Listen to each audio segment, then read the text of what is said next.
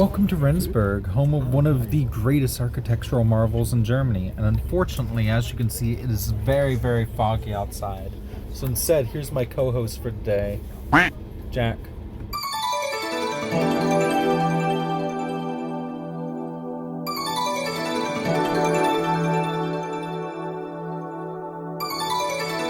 Welcome to the real north, or so the trains say. Anyways, this was once the longest railway bridge in Germany, until 2012 anyways, when it was both beaten out by a bridge in Karsdorf, and shortly after that, an absolute behemoth of a bridge near Halle. But for 99 years, the Rendsburg High Bridge, off Deutsch, the Rendsburger Hochbrücke, was Germany's longest railway bridge, and it's still one of the most imposing structures in all of North Germany. So join me and my friend Jack as we go through its history, take pictures of trains, ride a gadget bahn, and ask the question, why?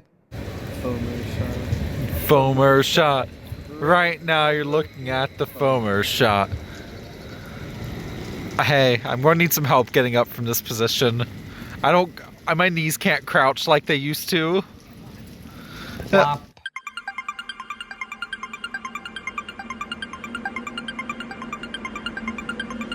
Hi, Springtime Jamie here, recording after the fact, because, I bet some of you are stinky. You're really stinky, or you know someone who's stinky. But thankfully, I have a code you can use to purchase products from Wild and make some fantastic deodorant and soap products. I've actually been using their deodorant, on my own for, a couple years now, and I think it's really damn good. It's actually antiperspirant, which is incredibly hard to find in Europe. So go check them out using the link in the description below and use my code at checkout. It's code S-Bahn20.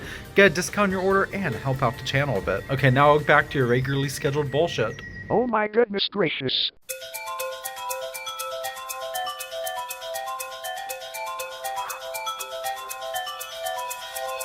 The Rendsburger Hochbrücke derives its name from the town encircles, Rendsburg. So, welcome to Rendsburg, a town featuring a grocery store, cars, lots of snow on this day in February. Oh, and a huge-ass bridge that literally encircles part of the town. So, Jack, why are we covering the Rendsburger Hochbrücke specifically today? I like bridges. Stretching across the mighty Kiel Canal, fairly close to the Danish border, this bridge is wild to both ride on and look at from below. Trains coming from Hamburg literally pull onto the bridge at speed and cross the canal, but then to get back to ground level, have to loop around the city. And, another direction, have to build up speed to go around the curve, but not so much speed that they fly off. It arrived, get this, 2 minutes early. Look at this fucking thing, DB. You lied to me. I was promised for Spätung. Feels like something designed by a guy who spends a lot of time at his local model railway club. Something you'd see in model form as a way to get trains between two levels of a layout. Here it is. It's real, it's tall, it's clearly very effective, and Rendsburg is just as much a part of it as it's part of the city. And that itself raised the question, why build something so dramatic? Now, this is the part where you're probably expecting me to share some history or whatnot.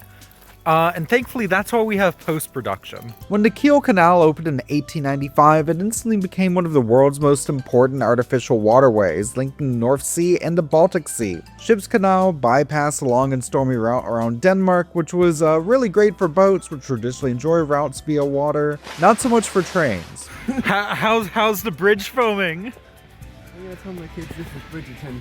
Rendsburg already had a railway line running through it and had for some time at this point, but the new canal created a problem. Trains had to cross it without blocking the ever-growing parade of naval and merchant vessels. And that was a huge problem, and for a while I thought trains each side would just have to load goods or themselves onto a ferry to cross the canal, which granted is not unheard of. In the city of Puttgarden, farther east in the German state of Schleswig-Holstein, the same state that Rendsburg is in, trains towards Denmark used to do just that. There was even a period where high-speed trains would have to load themselves onto ferries there. But now they don't, because a combination of a very delayed bridge and a very big tunnel are being constructed to replace the ferry. Let's hope it gets finished someday, because for now trains have to take the route over the bridge and detour around pretty much the entirety of Denmark. So I guess I understand why they don't want people going in here, but come on. Make this a nice walking path. This would be a great park.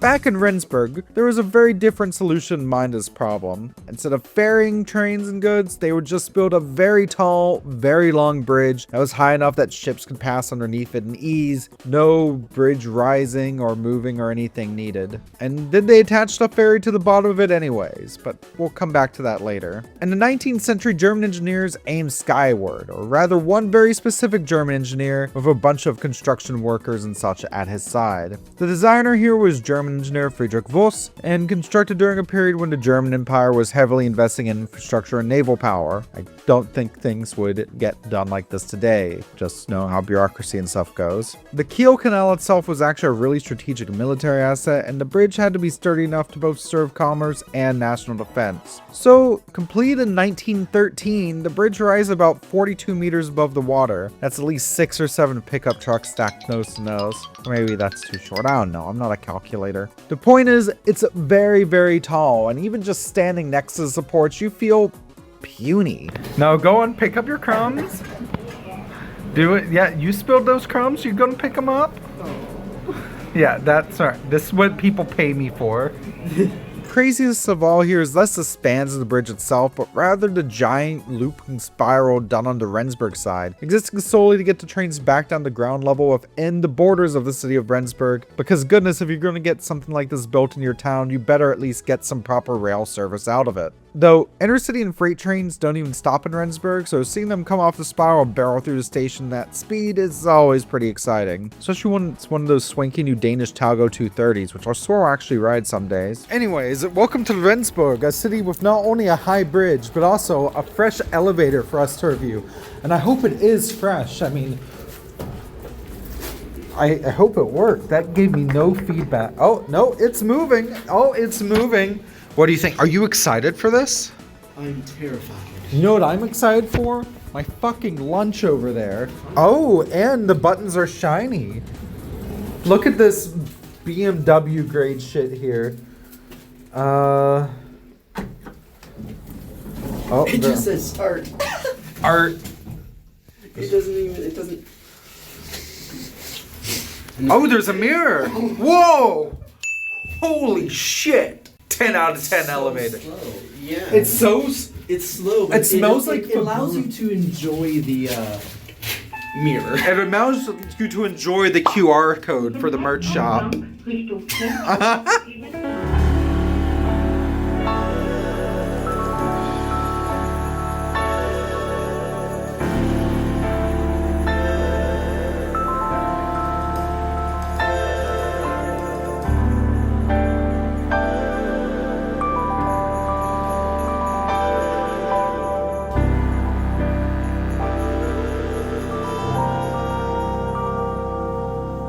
Now, a cool bridge on its own may be worth getting rained on and making a video about, but this isn't just any bridge.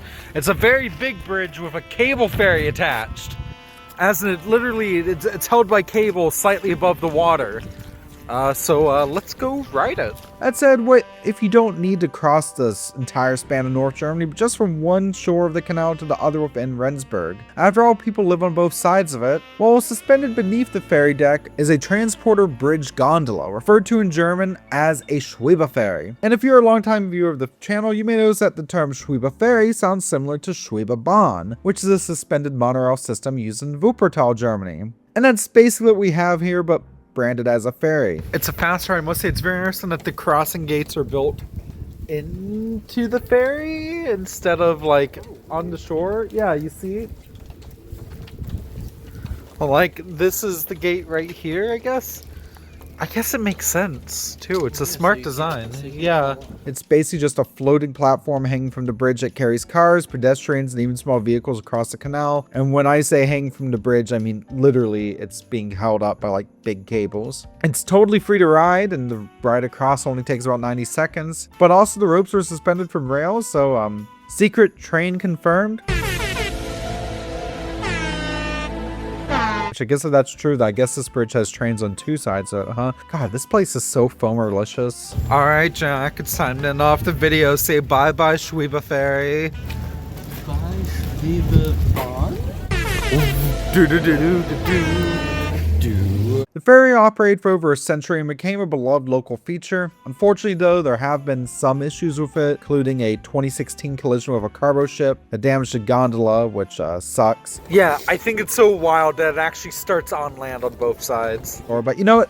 It's up and running today, and it's just so surreal looking over the side of the supposed ferry and realizing that you're not in the water, you're literally suspended over it. That's unlike any other train I've been on. This one does have emergency life preservers on board, so hey, maybe it really is a ferry. I just realized it's literally a train. The ferry is literally a train. Anyways, this bridge is incredible.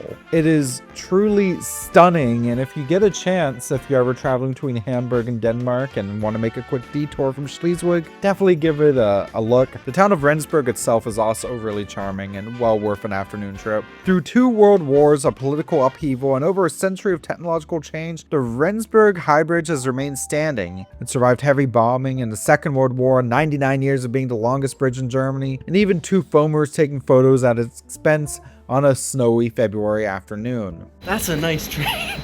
Yeah, and you know what? We're about to take one just like that because that's all the time we have for today. I gotta go off into wherever the hell this is taking me. Probably fucking Denmark or something. So to end off, let's go down to a more southern part of North Germany and answer a viewer question. Namely, one from I shortened a dual gauge tram track in Braunschweig, Germany, and the cancelled Braunschweig Regio tram network. That in itself really deserves a proper video. I've got to do that sometimes. An answer is about the town of Bad Harzburg. Namely, what did Harzburg do now?